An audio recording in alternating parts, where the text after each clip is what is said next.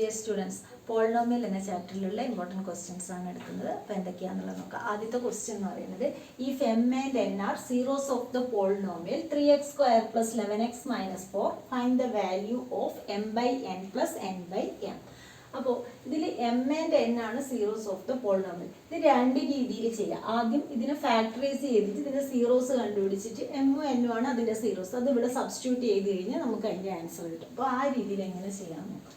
അതായത് 3x² + 11x - 4 ഇതിനെ factorise ചെയ്യാൻ വേണ്ടി ഇപ്പോൾ 3 ഇൻറ്റു പ്രോഡക്റ്റ് നമുക്ക് കിട്ടേണ്ടത് 3 × -4 = -12. ഇവിടെ -12 വന്നിട്ടുള്ളത്. അപ്പോൾ ഇവിടെ ഉള്ളത് എന്തായാലും ഇതിൻ്റെ രണ്ടിൻ്റെയും ഡിഫറൻസ്, അതായത് സ്പ്ലിറ്റിംഗ് ദ മിഡിൽ ടേം ആണ്. ഈ മിഡിൽ ടേം സ്പ്ലിറ്റ് ചെയ്യാൻ ഇവിടെ ഡിഫറൻസ് ആണ് നമുക്ക് കിട്ടേണ്ടത്. പ്രോഡക്റ്റിൻ്റെ പ്ലേസിൽ നെഗറ്റീവ് ആണ് വരുന്നതെങ്കിൽ മിഡിൽ ടേം സ്പ്ലിറ്റ് ചെയ്യും. അതായത് രണ്ട് നമ്പേഴ്സ് നമ്മൾ എടുക്കുകയാണെങ്കിൽ അതിൽ രണ്ടിൻ്റെ ഡിഫറൻസ് ആയിരിക്കണം 11 വരേണ്ടത്. അപ്പോൾ ഇവിടെ നമുക്ക് ഡിഫറൻസ് 11 ആണ് വരേണ്ടത്. അപ്പോൾ അങ്ങനെയാണെങ്കിൽ പ്രോഡക്റ്റ് 12 കിട്ടണം. പ്രോഡക്റ്റ് 12 കിട്ടണമെങ്കിൽ ഇവിടെ -12 ആണെങ്കിൽ ഒരു നമ്പർ പോസിറ്റീവും ഒരു നമ്പർ നെഗറ്റീവും ആയിരിക്കും. അപ്പോൾ 12 × 1 എന്ന് പറയുന്നത്, അതായത് 12 × 1 12, 12 1 മൈനസ് ചെയ്ത് കഴിഞ്ഞാൽ 11. അപ്പോൾ ഇതിനെ എങ്ങനെ നമുക്ക് സ്പ്ലിറ്റ് ചെയ്യാം? 3x² + 12x - x. 12x നിന്ന് x പോയി കഴിഞ്ഞാൽ 11x - 4. അപ്പോൾ ഇനി ഇതിൽ രണ്ടിലും കോമൺ ആയിട്ടുള്ളത് എന്താണ്? 3x. 3x കോമൺ ആയിട്ട് പുറത്തേക്ക് എടുത്തു കഴിഞ്ഞാൽ ഇവിടെ x ഉണ്ടാവും, ഇവിടെ 4. 3x × 4 ആണ് 12x. ഇനി ഇവിടെ -1 കോമൺ ആയിട്ട് പുറത്തേക്ക് എടുക്കുക. അപ്പോൾ x + 4. ഇവിടെയും സെയിം ആയിട്ട് വരണം. ഇവിടെ -1 ആണ് നമ്മൾ പുറത്തേക്ക് എടുത്തിട്ടുള്ളത്, അതുകൊണ്ട് തന്നെ സൈന് x + 4 ആയി. ഇനി നമുക്ക് ഫാക്ടേഴ്സ് 3x - 1 x + 4 ആണ് കിട്ടുന്നത്. അപ്പോൾ 3x - 1 = 0, 3x = 1, x = 1/3. അതുപോലെ x + 4 = 0, x = -4. അപ്പോൾ ഇവിടെ m ആൻഡ് n ആണ് സീറോസ് തന്നിട്ടുള്ളത്. അപ്പോൾ m എന്ന് പറയുന്നത് നമുക്ക് 1/3 ആണ് കിട്ടിയിട്ടുള്ളത്, n എന്ന് പറയുന്നത് -4. ഇനി നമുക്ക് m/n + n/m ആണ് കാണുന്നത്. m എത്രയാണ്? 1/3 / n എന്ന് പറയുന്നത് -4 പ്ലസ് n എന്ന് പറയുന്നത് -4 / m എന്ന് പറയുന്നത് 1/3. അപ്പോൾ ഇത് 1/, അതായത് -1/, മൈനസ് മുകളിൽ പോയി 3 ഡിനോമിനേറ്ററിലാണ് വരിക. 3 × -4 എന്ന് പറയുന്നത് 12. ഇവിടെ -4, ഈ 3, അതായത് 4/1, ഈ 3 ന്യൂമറേറ്ററിലേക്ക് പോകും. അപ്പോൾ -4 × 3 വരും. അതായത് -1/12 -12 ഇങ്ങനെയാണ് വരുന്നത്. അപ്പോൾ ഇതിനെ നമുക്ക് LCM എടുക്കുക. LCM എന്ന് പറയുന്നത് 12 ആണ്. അപ്പോൾ -1, 12 × 12 144. അപ്പോൾ ആൻസർ -145/12 ഇങ്ങനെ കിട്ടും. ഇത് തന്നെ നമുക്ക് വേറൊരു രീതിയിൽ ചെയ്യാമെന്ന് പറഞ്ഞു കഴിഞ്ഞാൽ, അതായത് ഫാക്ടറൈസ് ചെയ്യാൻ അറിയുന്നില്ലെങ്കിൽ നമുക്ക് എങ്ങനെ ചെയ്യാം? m/n + n/m ആണ് കാണുന്നത്. അപ്പോൾ ഇവിടെ നമുക്ക് ഡിനോമിനേറ്റർ രണ്ടും ഡിഫറെൻ്റ് ആണ്. അപ്പോൾ LCM m × n ആണ് LCM. ഇതിനെ ഇങ്ങോട്ട് ക്രോസ് മൾട്ടിപ്ലൈ ചെയ്യുക, അതുപോലെ ഇതിനെ ഇങ്ങോട്ട് ക്രോസ് മൾട്ടിപ്ലൈ ചെയ്യുക. m × n എന്ന് പറയുന്നത് m² plus n × n n². ഇനി ഇതിൽ m² + n² എന്ന് പറയുന്നത് ആ ഒരു ഫോർമുല ഓർമ്മിച്ച് വെച്ചാൽ മതി. m² + n² എന്ന് പറയുന്നത് m + n² - 2mn. അപ്പോൾ m + n² - 2mn ആണ് m² + n². ഇനി നമ്മൾ എന്ത് ചെയ്യണം? m + n നമുക്ക് കണ്ടുപിടിക്കാം. അതായത് ഇവിടെ സീറോസ് ആണ് എമ്മും എന്നും. അപ്പോൾ സം ഓഫ് സീറോസ് എന്ന് പറയുന്നത് എന്താണ്? -b/a. അപ്പോൾ ഇവിടെ നമുക്ക് ഇക്വേഷൻ 3x² + 11x - 4 ആണ്. ഇതിൽ a എന്ന് പറയുന്നത് 3, b എന്ന് പറയുന്നത് 11, c എന്ന് പറയുന്നത് -4 ആണ്. അപ്പോൾ m + n എന്ന് പറയുന്നത് -b/a ആണ്. -b/a എന്ന് പറയുമ്പോൾ -11/3. അതുപോലെ mn എന്ന് പറയുന്നത് പ്രോഡക്റ്റ് ഓഫ് സീറോസ് എന്താണ്? c/a ആണ്. c എന്ന് പറയുന്നത് -4/3. ഇനി ഇതിനെ ഇവിടെ സബ്സ്റ്റിറ്റ്യൂട്ട് ചെയ്യാണ് വേണ്ടത്. അപ്പോൾ നമുക്ക് കാണേണ്ടത് M plus N whole square എന്ന് പറയുന്നത് M square plus N square എന്ന് പറയുന്നത് M plus N whole square minus 2mn ആണ്. അപ്പോൾ എം പ്ലസ് എൻ എന്താണ്? -11/3. അതിന് സ്ക്വയർ ചെയ്യുക പ്ലസ് എൻ -2 ഇൻറ്റു എം എന്ന് പറയുന്നത് -4/3 ഡിവൈഡ് ബൈ എം എന്ന് പറയുന്നത് എന്താണ്? -4/3. ഇനി ഇതിനെ സ്ക്വയർ ചെയ്യുക. 11 × 11 എന്ന് പറയുന്നത് എത്രയാണ്? 121/9. ഇവിടെ ഇത് പ്ലസ് ആവും. Plus 8/3 divide by -4/3. ഇങ്ങനെയാണ് കിട്ടിയിട്ടുള്ളത്.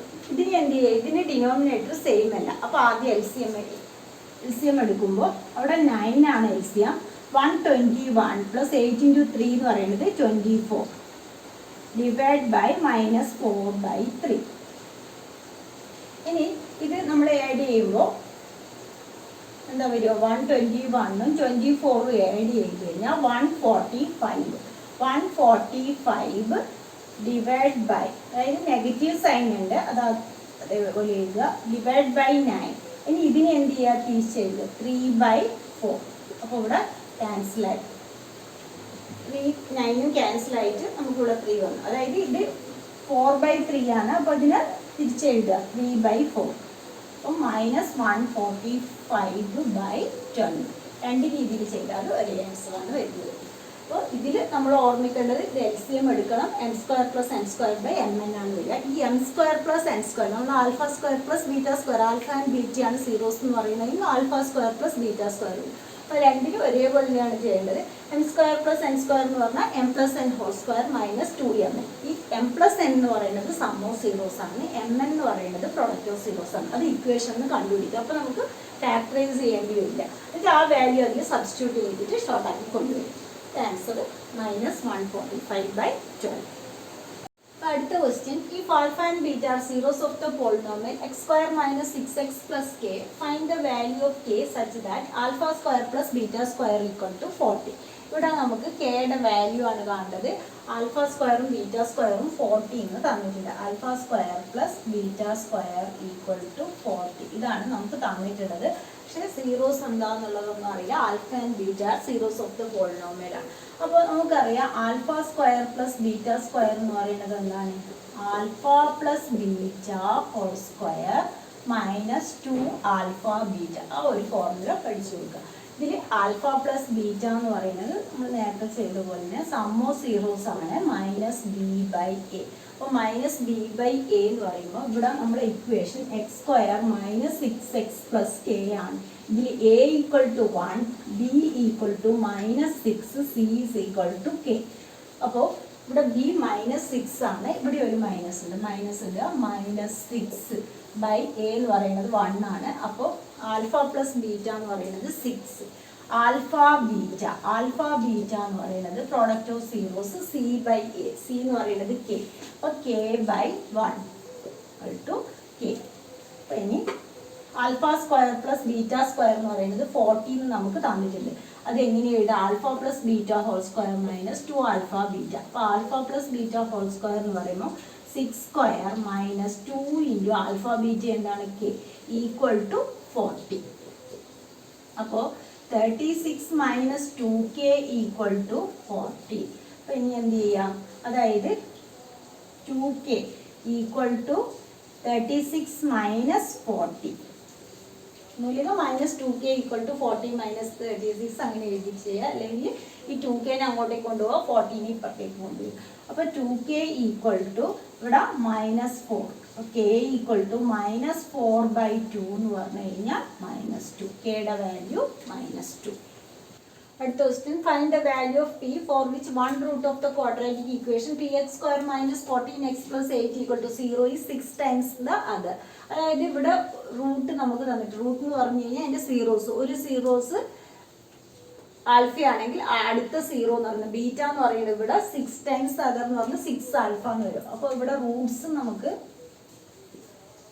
ആൽഫയും 6 ആൽഫയും ആണ്. Alpha and beta zeros of the polynomial എന്ന് പറയുന്നതിന് പകരം ഇവിടെ ഒരു സീറോ, അതായത് ഒരു റൂട്ട് ആൽഫയും മറ്റൊന്ന് 6 ആൽഫയുമാണ്. അപ്പോൾ ഇതിൻ്റെ സം ഓഫ് റൂട്ട്സ് പി ആണ് കണ്ടുപിടിക്കേണ്ടത്. സം ഓഫ് റൂട്ട്സ് എന്ന് പറഞ്ഞു കഴിഞ്ഞാൽ ഇത് രണ്ടും കൂടി ആഡ് ചെയ്യുക. Alpha plus 6 alpha equal to minus B by A. അപ്പോൾ മൈനസ് ബി ബൈ എ എന്ന് പറയുന്നത് -14, അപ്പോൾ അത് പോസിറ്റീവായി ഡിവൈഡ് ബൈ പി.